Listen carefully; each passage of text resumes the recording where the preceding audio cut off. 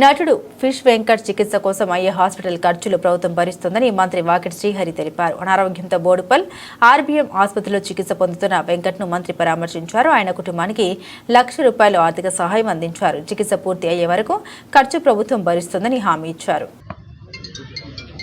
Fish Venkat అన్న అనారోగ్య పరిస్థితి నేను పేపర్లో వాట్సాప్ గ్రూపుల్లో చూడగానే ఒక ప్రోగ్రాంలో పోతా ఉన్నాం. నేను శివసేన బాస్కెట్ ప్రోగ్రాం పోతా ఉంటే సాయికి ఫోన్ చేసి ఏం జరిగిందో కనుక్కొని ఆగలేపక చూద్దామని చెప్పి పరామర్శిద్దామని చెప్పేసి రావడం జరిగింది.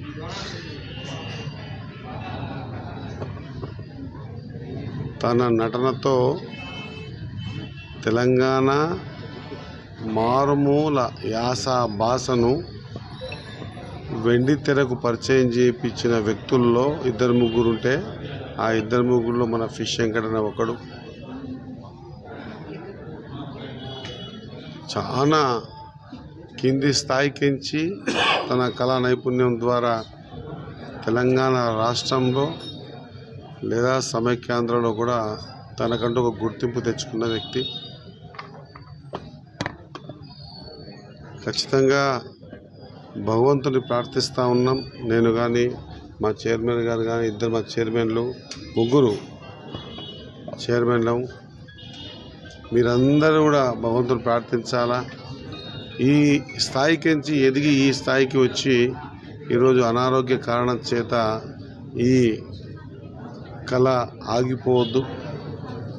భగవంతుని దయ వల్ల ఆయనకు అంత మంచి జరగాలని కోరుకుంటూ కుటుంబ సభ్యుల్ని కూడా నేను ధైర్యం చెప్తూ వాళ్ళకు మాట కూడా చెప్పడం జరిగింది.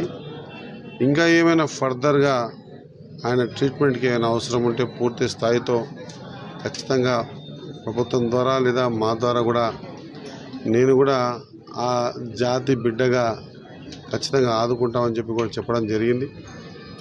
100% ఆయనని గుర్తుపట్టని వ్యక్తి అంటూ ఉండడు.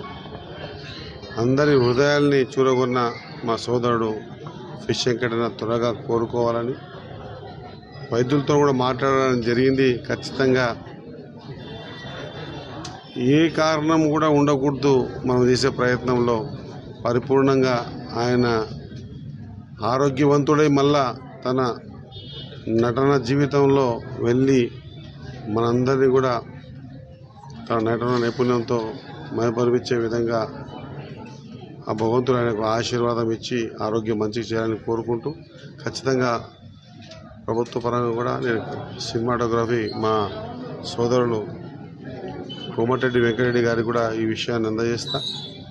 ఖచ్చితంగా ఆయన్ని ఆరోగ్యపరంగా మంచిగా ఈ విధంగా చూస్తామని తెలియజేస్తాను. Thank you.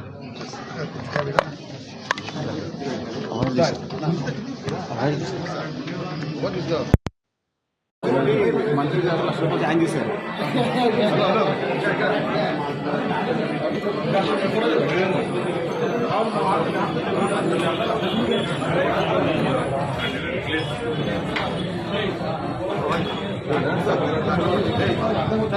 ముఖ్యంగా మంత్రి గారు ₹1,00,000 సాయం చేశారు.